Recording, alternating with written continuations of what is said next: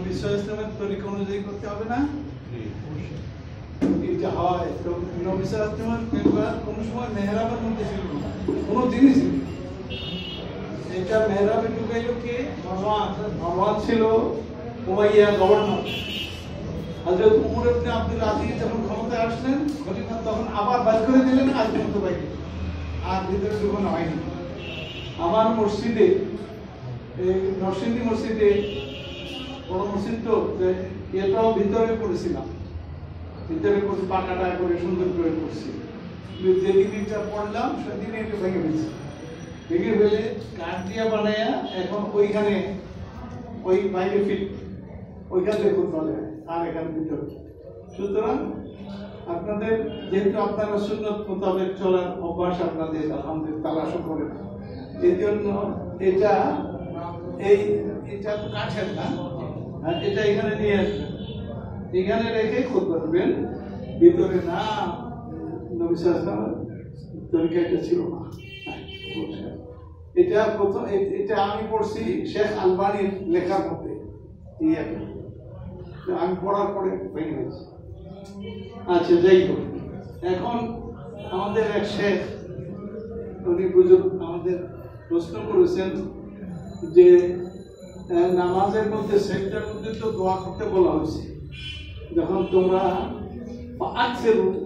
দোয়া সেটার মধ্যে বেশি বেশি করে দোয়া করো, তোমরা কাছে কাছে করছো। তো এখন আমাদের পরিবার পরিজনের জন্য অবশ্যই করতে হবে। নবী সাল্লাল্লাহু আলাইহি ওয়াসাল্লাম কখনো তিনি সেজদার মধ্যে কোরআনের কোনো আয়াত, কোনো দোয়া তিনি পড়েননি, কোনো সময় পড়েননি। এই জন্য সেজদার মধ্যে কোরআনের আয়াত দিয়ে কোরআনিক দোয়া সেজদার মধ্যে পড়া যাবে না, যে সুন্নতের খেলাফ। তবে আপনি করতে পারেন, আপনার পরিবার পরিজনের জন্য আপনি বলতে পারেন আল্লাহুম্মা আসলিহলি, আল্লাহুম্মা আসলিহ আইলাতি, আল্লাহুম্মা ইগফির লাহুম ওয়ারহামহুম ওয়ারজুমহুম, এগুলি আপনি দোয়া করতে পারেন। বাংলায় দোয়া করতে হবে, বাংলায়, হ্যাঁ, কেন বাংলা করতে হবে? অনেকে কয় যে কালামুন নাস, নামাজ নষ্ট হয়, কালামুন নাস, মানুষের কথার দ্বারা নামাজ নষ্ট হয়। যেমন আপনি মনে করেন সাড়ে কাজ জায়গা দূরে ভুলে সালাম ফিরেছেন, কাউকে ভাই তুমি কোন সময় আসছো মসজিদে, তাহলে আর নামাজ, আর এখন আর এই 2 রাকাত ধরে 4 রাকাত পুরো করতে পারবেন না, নামাজ শেষ। কারণ আপনি কি বলছেন? কালামুন নাস। কিন্তু যেটা কালামুন নাস না, সেটা নামাজ নষ্ট হয় না। যেমন বাংলা ভাষায় যদি দোয়া করেন, এটা কালামুন নাস না। কথা বুঝতে পারছেন? ওই আরবিতে কালামুন নাস করলো কাইফা আনতা, কাইফা হালু, কেমন তোমার গেল, আপনার আরবিতে বললেই কি ওটা শেষ হয়ে গেল। কালামুন নাস না, কালামুন নাস এটাকে বলে না। এটা কোরআনিক ইয়া আপনি বাংলা ভাষায় দোয়া করতে পারবেন, অসুবিধা নেই।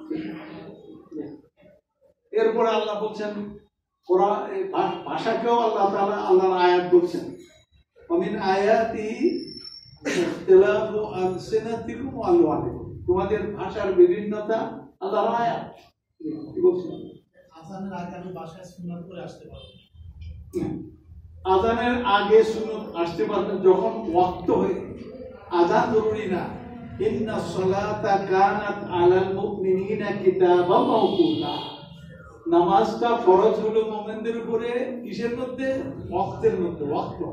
ওয়াক্ত সবব, কারণ ওয়াক্ত হয়ে গেল আপনি পড়তে পারবেন। আযানের অপেক্ষা জরুরি না। আসসালামু আলাইকুম। ওয়ালাইকুম আসসালাম। যদি কেউ নকল বা ফরজ সিয়াম থাকে, এই অবস্থায় যদি খুব অসুস্থ হয়, যদি সে তাকওয়া করে, মানে আল্লাহকে তাওয়াক্কুল করে সিয়াম থাকলো না, এই অবস্থায় সে মৃত্যুবরণ করবে, মানে অসুস্থ হয়ে গেছে অধিক, কিন্তু সে ভালো না, এই অবস্থায় সে মৃত্যুবরণ করলো, তাহলে কি সে জবাবদিহিতার মতো করবে না সিয়াম কাটাই দেবে? কি কথা বলছেন উনি? আবার বলে সিয়াম রাখা অবস্থায় কেউ অসুস্থ হয়ে গেছে, রোজা রাখা অবস্থায় অসুস্থ হয়ে গেছে, সেটা রোজাটা নকল হতে পারে অথবা ফরজ হতে পারে। এমন অবস্থায় সে মারা গেছে, এখন এটার জন্য সে যে ভাঙলো না, সিয়ামটা রোজাটা ভাঙলো না, এটার জন্য তাকে এই অবস্থায় রোজা ভাঙাটা তার জন্য ভালো ছিল, কারণ এটা ফরজ না, ভাঙা ভালো ছিল, কিন্তু সে এটা ভাঙে নাই। তারপরে সে ইস্তেকামাত দেখাইছে, সবর করছে, এই জন্য জবাবদিহিতার কথা তার সামনে আসার কথা না।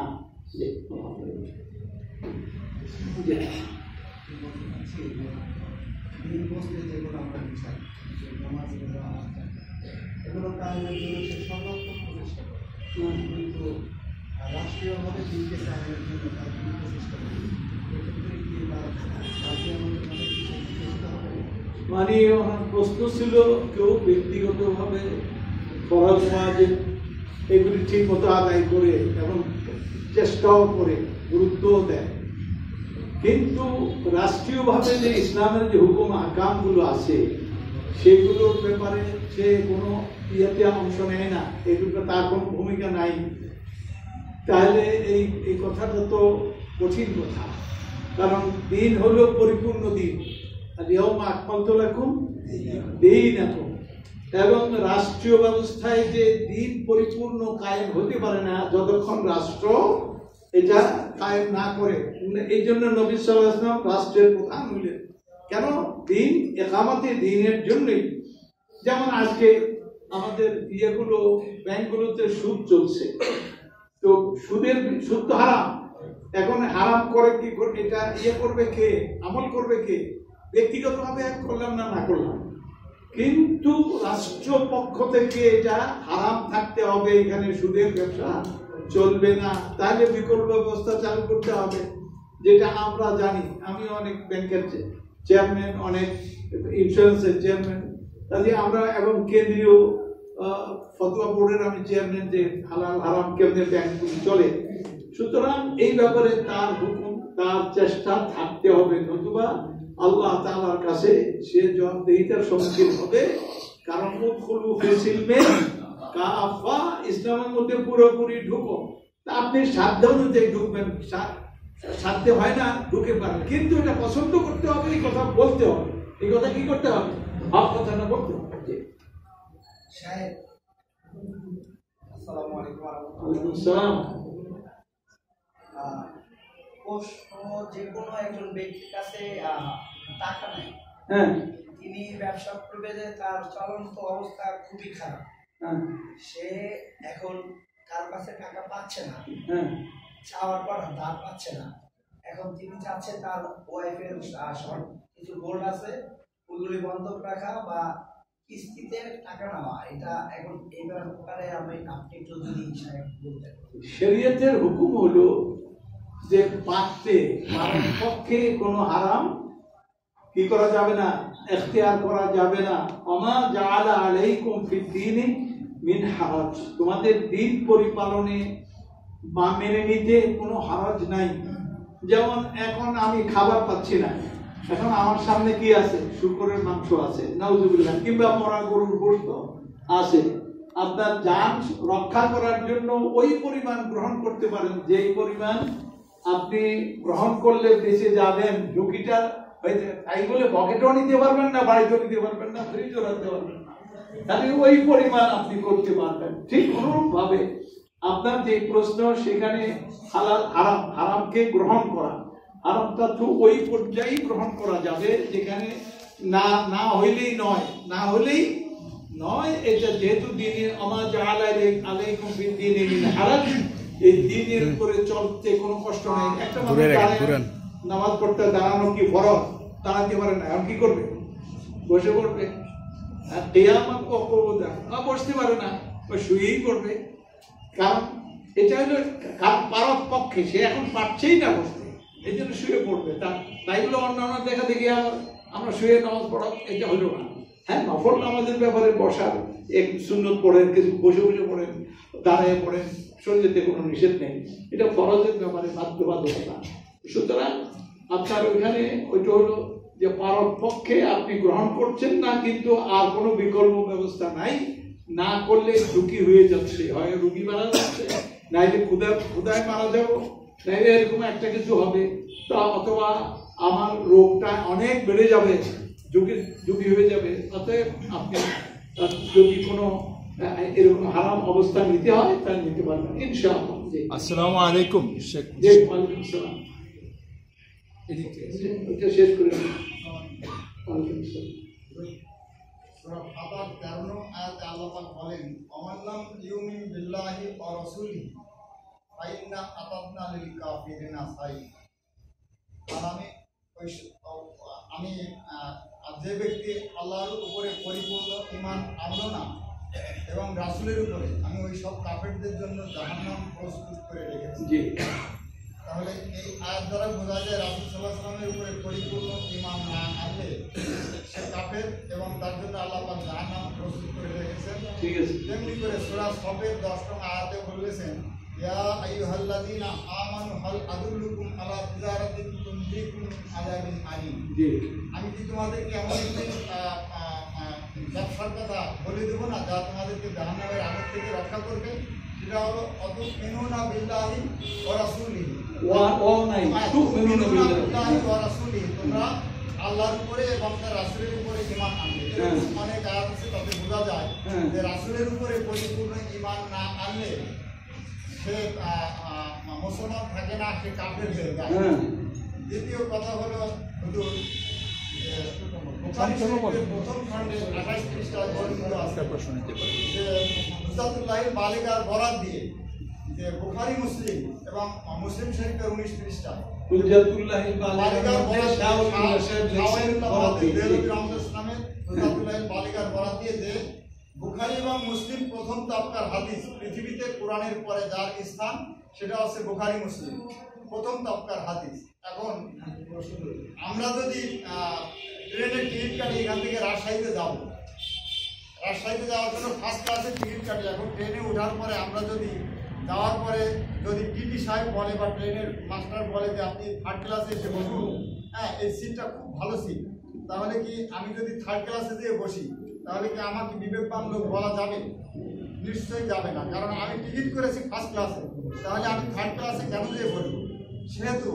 যেহেতু পৃথিবীর সকল মহাক্কিক মুহাদ্দিস ফকিহরা ঐক্যমত পোষণ করেছেন যে বুখারী মুসলিম প্রথম তাবকার হাদিস, প্রথম শ্রেণীর হাদিস, তাহলে প্রথম শ্রেণীর হাদিসে আমরা যে হাদিসগুলো পাবো, রাসূলের যে কথাগুলো পাবো, সেটাকে উপেক্ষা করে কি আমরা থার্ড ক্লাসের হাদিস গ্রহণ করতে পারি? যদি আমরা না পারি তাহলে বুখারী মুসলিমে কোথাও নেই যে রাফুল আদায় করা যাবে না, রাফুল আদানের বিপক্ষে কোনো দলিল বুখারী মুসলিমে নেই। কিন্তু আপনি বলেছেন খুতবার মধ্যে যে বুখারী রাফুল আদায় ছোটোখাটো ব্যাপার, এটা নিয়ে আমরা ইখতিলাফ না করি। কিন্তু বুখারী মুসলিমে সুস্পষ্টভাবে অসংখ্য আয়াত আছে, 58টা হাদিস আমি পড়েছি যে রাফুল আদানের পক্ষে সপক্ষে 58টা সহিহ হাদিস আছে। কিন্তু এটা তো ছোটখাটো বিষয় হতে পারে না।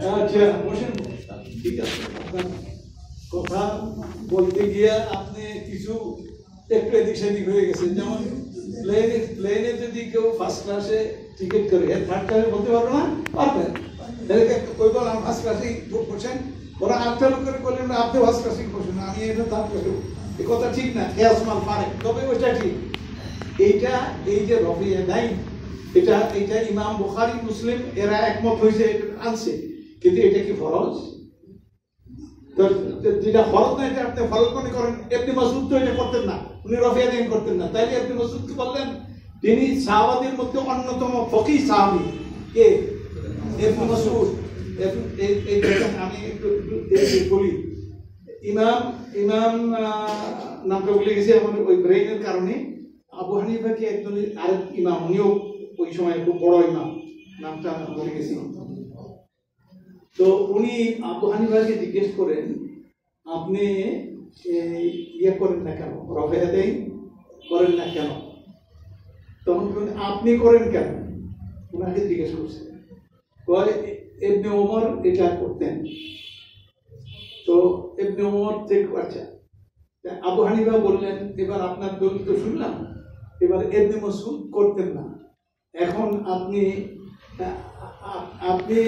দুজনের মধ্যে বড় ফকিহ কে, মানে শরীয়ত বেত্তা কে? উনি। তখন যে ইবনে মাসউদ অনেক বড়, তো ইবনে মাসউদ যদি বড় হয়, আমি বড় জনের সঙ্গে আসি, আপনি ওনার সঙ্গে আসেন। এগুলি শাখাগত বিষয়, এগুলি একটা গাছে অনেক শাখা, কোনো একটা পাখি বলতে পারে না যে আমি ছাত্র আপনারা না, এটা শাখা। একটা মৌলিক বিষয়গুলি এক থাকলে আলহামদুলিল্লাহ আমরা এক। এগুলি নিয়ে তবে আপনি বলবেন ইবনে মাসউদের এই হাদিসটা বর্ণনা যিনি করেছেন আবু দাউদ এবং তিরমিজিতে, ওনারা দুজনেই ওখানে বলেছেন হাদিসটা সঠিক নয়, বিশাল সংবাদ থেকে এটা আপনি বসেন, এটা ওনারা দুইজন কবেকার, আবু হানিফা কবেকার, আবু হানিফা তো অনেক আগে, এবং তিনি তাবেঈ, তাবিঈন সাহাবাদের পরেই তার মাকাম, তিনি তাবেঈ। তো পরবর্তী লোকদের মন্তব্য গ্রহণ না, আগের লোকদের মন্তব্য গ্রহণ। আপনি কি কইলেন? আমি ওনার সাথে আমি একটু যোগ করি। আপনি এর মধ্যে বলছেন যে আমি রকমদারিটা করি না, আপনি বলছেন যে আমি রকমদারি করি না, অর্থাৎ আপনি এখানে ইঙ্গিত করছেন যে আপনি মতন করে করার জন্য। ওনার সাথে মিলে আমি একমত যে উনি বলছে যে এটা করার জন্য, আপনি বলছেন যে আমি করি না, তার মানে আপনি ইঙ্গিত করছেন যে আমি করি না, তোমরাও করো না। এরকমই বুঝছেন, এটা কিন্তু উল্টা কথা। এই কথা ফিতনার কথা, যারা এটার অর্থ বুঝবে তারা ফিতনাবাজ। আমি এরকম কথা আপনি কখনই বলবেন না। আমি এটাকে সমর্থন করি। আমি তারা করে তাদের পিছনে নামাজ পড়ি, তাদের পিছনে আমি ইক্তেদা করি।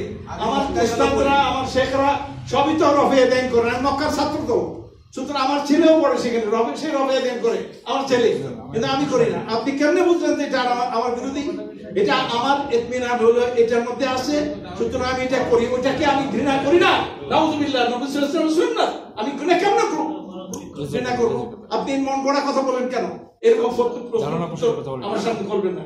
জি, মেহরবানি করে। আসসালামু আলাইকুম শেখ। না, ঠিক আছে শেখ, আমি আরমান নেত্রকোনা থেকে এসেছি আপনার বয়ান শোনার জন্য। আমাকে চিনতে পেরেছেন নিশ্চয়ই। তো শেখ, সম্পূর্ণ প্রশ্ন না নেই ভালো, এখানে প্রশ্ন আসছে একটা।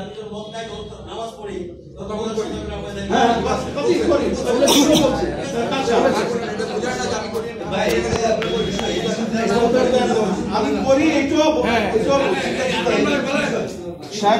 এবং আমাকে এই দেশে দায়ী নিয়োগ করছে এটা জানার পরেই যে আমি একজন হানাফি, আর উনি হলেন হাম্বলি, হাম্বলি ফিকহ অনুসারী। জি, আসসালামু আলাইকুম শেখ। শেখ, আমার প্রশ্ন হচ্ছে, প্রশ্নটা করার আগে যাতে আপনি তিক্ত না হয়ে ওঠেন, আনা উহিব্বুকা লিল্লাহি, শুধু নেত্রকোনা থেকে এসেছি আপনার বয়ান শোনার জন্য। তো আমি আপনার বিগত দিনের একটা প্রশ্ন নিয়ে একটু কথা বলতে চাচ্ছি। আপনি যে আহলে হাদিস বলতে আহলে হাদিস ব্যাখ্যা বুঝিয়েছেন, বিশেষজ্ঞ বুঝিয়েছেন, কিন্তু যারা আহলে হাদিস পরিচয় দিচ্ছেন, আমরা তো পরিচয় দিই অনুসারী হিসাবে, সেটা আজকে একটু ক্লিয়ার শুনতে যাচ্ছে, যেটা অনুসারী হিসাবে বলা যাবে কিনা। দ্বিতীয় প্রশ্ন হচ্ছে, আমাদের দেশে ব্যাপক একটা বিতর্ক রয়েছে যে আহলে হাদিস মসজিদ নামকরণ করা যাবে কিনা, প্রয়োজনের খাতিরে যেটা হয়ে পড়েছে, এই ব্যাপারে যদি একটু ক্লিয়ার করতেন। না, কোনো প্রয়োজন নাই। পৃথিবীর কোথাও আলে হাদিস, আলে কি কয় হাম্বলি, এই ধরনের কোনো মসজিদ নাই। এগুলিকে বলা হয় সাম্প্রদায়িকতা। এটার আর হিকমতের কারণও করবেন না। আপনার ইমাম আলে হাদিস, মুয়াজ্জিন আলে হাদিস, কমিটি আলে হাদিস। আপনি তো হানাফি মাযহাবের লোকেরা যখন ঢুকবে তখন ইমামের পিছনে নামাজ পড়বে না? পড়বে। তো পড়ে তারা দেখবে যে তা আলহামদুলিল্লাহ, একটা ভালো কথা তো, যে আগে যদি আলে হাদিস কো আলে হাদিস আমরা এখানে পড়বই না, বলে মূর্খ বলি। আমি তো পড়বই, আমি তো নামাজের রক্ত হয়েছে, আমি পড়বই। আমার নরসিংদী আসা যাওয়ার পথে আলে হাদিস মসজিদ বেশি, এই জন্য আমি নরসিংদী যে আসা যাওয়ার পথে আলে হাদিসের পিছনে নামাজ পড়ি। এরা আমার খুব মহব্বত করে, শ্রদ্ধা করে, জানে আমার মসজিদে আমার নীতিটা কি, এটা ভালো করে জানে। তো যাই, আপনার কি আরেকটা প্রশ্ন হচ্ছে, আপনি বলেছিলেন যে আমাদের দেশে যারা আহলে হাদিস পরিচয় দিচ্ছেন তারা তথাকথিত আহলে হাদিস করবেন না, আহলে হাদিস করবেন না। আহলে হাদিস পরিচয়ের নাম মেনশন নেই স্যার। আমরা যারা কোরআন এবং সুন্নাহকে অনুসরণ করি, অন্যরাই আমাদেরকে টেক দেওয়া যারা তারা আহলে হাদিস, অথবা কোনো প্রয়োজনের খাতিরে বিশিষ্ট বৈশিষ্ট্যায়ন করতে হবে। আপনি বলবেন আমি কোরআন সুন্নাহর অনুসারী, আমি কোরআন সুন্নাহ আমি সহি যে এগুলি পাই, আমি এগুলি অনুসরণ করি, কোনো কথা নাই। মাশাআল্লাহ, এটা খুব ভালো কথা। আপনি তালাশ করে বের করেন, এটা খুবই সুন্দর।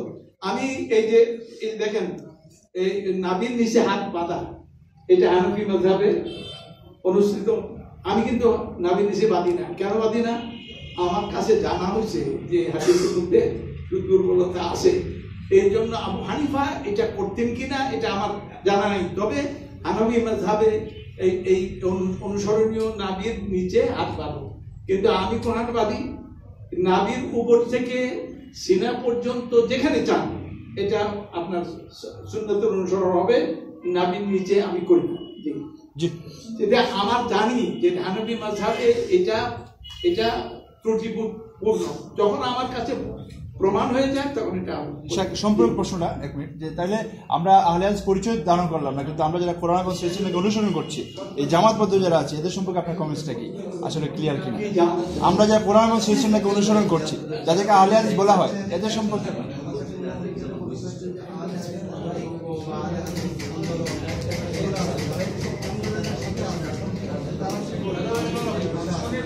না, তারা এই আহলে হাদিস আন্দোলন, হানাফি আন্দোলন, এসব আন্দোলন করবেন না। যারা করবেন দ্বীনের আন্দোলন করবেন, দ্বীনকে প্রতিষ্ঠা করা, দ্বীনকে কায়েম করা।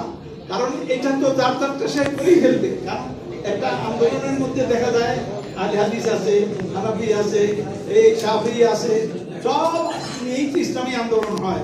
অতএব দাওয়া আচরণ, এই হলো দাওয়া, আল্লাহর দিকে আহ্বান করো, এই কাজটা করবেন এবং দ্বীনের প্রতিটি ক্ষেত্রে দ্বীন প্রতিষ্ঠা করার চেষ্টা করবেন।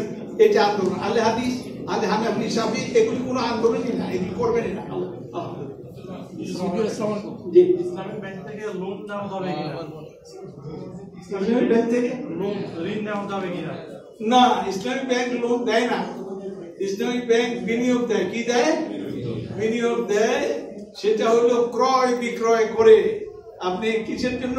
আপনি বাড়ি করার জন্য। ঠিক, আমার বাড়ি ইসলামিক ব্যাংক থেকে নিয়ে করেছি, এমন শোধ করে দিছি।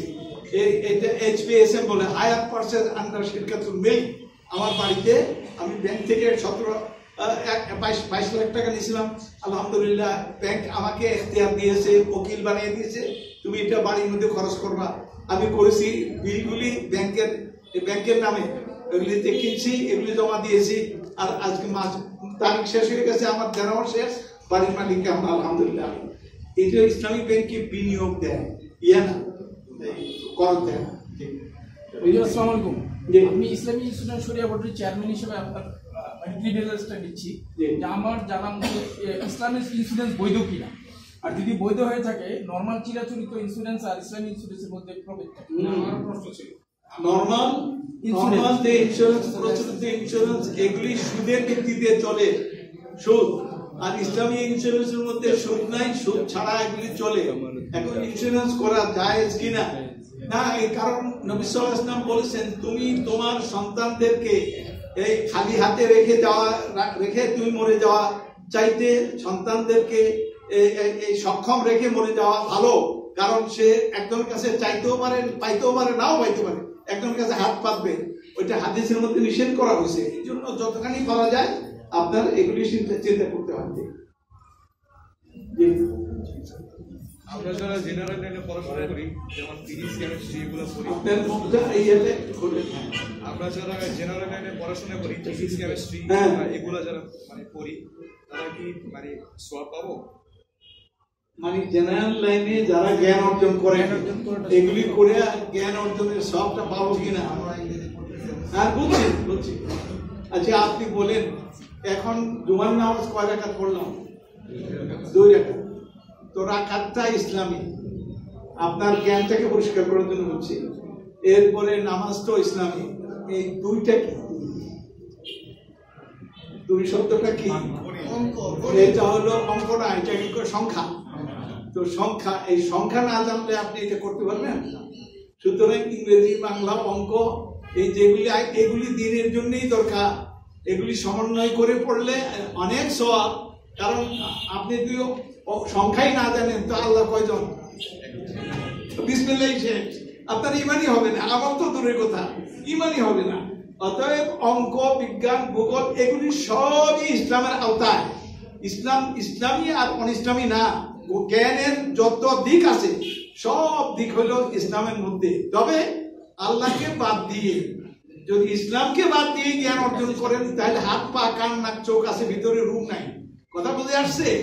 আর তা না হলে রূপটা হলো ইমান, আর এগুলি হলো অঙ্ক, বিজ্ঞান, ভূগোল, এগুলি হাত, পা, কান, এগুলি ছাড়া দেশ চলবো কেমনে? আমরা চাষবাস করবো কেমনে? আমরা ক্রয় বিক্রয় করবো কেমনে? আমরা এগুলি করবো কেমনে? কাজে এগুলি ইসলামের ভিতরেই, ইসলামের বাইরে নয়, তবে সমন্বয় করে। সালাম আলাইকুম। বাকিতে পণ্য বিক্রয় করলে বর্তমান বাজার দর থেকে বেশি নেওয়া যাবে কি? বাকিতে পণ্য বিক্রয়, এটা বলা হয়েছে যে সময়ের এগেনস্টে, খুব খেয়াল করেন, সময়ের এগেনস্টে কোনো মূল্য নেওয়া যাবে না, কারণ সময়টা কার? আল্লাহ সরাসরি। এটা যদি অন্য জিনিস, কিন্তু সময়ের আপনার কোনো পরিশ্রম করতে হয় না, সময়ের আপনার উৎপাদন না, কিছু না, এই জন্য সময়ের এগেনস্টে করবেন না। তবে মানে যদি কোনো জিনিস ক্রয় বিক্রয়, জিনিস তো আছে, জিনিসের আন্ডারে সময়টা এসে গেল, এখন যদি আপনি এখন নেন তাহলে 10 টাকা, আর 1 বছর পরে নিলে 15 টাকা বা 12 টাকা, এটা যদি আপনি না নেন তো ব্যবসা বাণিজ্য চলবেই না। অতএব এটা শুধু সময়ের মূল্য না, এটা হলো জিনিসের মূল্য, জন্য আমি নিলাম, সময় এটার আওতায় চলে আসবে, এই জন্য শরীয়তে এটা নিষেধ করে না। তবে সময়কে আলাদা করে দাম ধরলে, যেমন সুদী ব্যাংকে সময়কে আলাদা করে দাম ধরে, এটা ঠিক না। একটা হলো একটাকে কয় নগদ বিক্রি, আরেকটাকে কয় বিল আজাল, মুআজ্জাল বিক্রি। এটা একটু বেশি নিচে আপনি ভালো আছেন? ব্যক্তি মালিকানা জায়গা, জি, ব্যক্তি মালিকানা জায়গায় জোর করে শিক্ষা প্রতিষ্ঠান আদালতের মাধ্যমে রায় পাওয়ার পরে রাত্রে মসজিদ করে ফেলছে, এখানে নামাজের সমস্যা হবে। আচ্ছা, ভালো, সুন্দর। জুইলাত লিয়াল আরদু মাসজিদান ওয়া তাহুরা, গোটা পৃথিবী ভূপৃষ্ঠ আমার জন্য মসজিদ বানানো হয়েছে। ওইখানে আপনি যদি মসজিদ বানাইলেন না, এমনি নামাজ পড়লে নামাজ হবে? কাজেই যেই জায়গায় দাঁড়িয়ে নামাজ পড়লে হয়, এখানে মসজিদ বানাইলে এটা মসজিদ হয়ে যাবে। আজকে আমরা তার মানে আপনারা আপনাদের দাওয়াত দিতে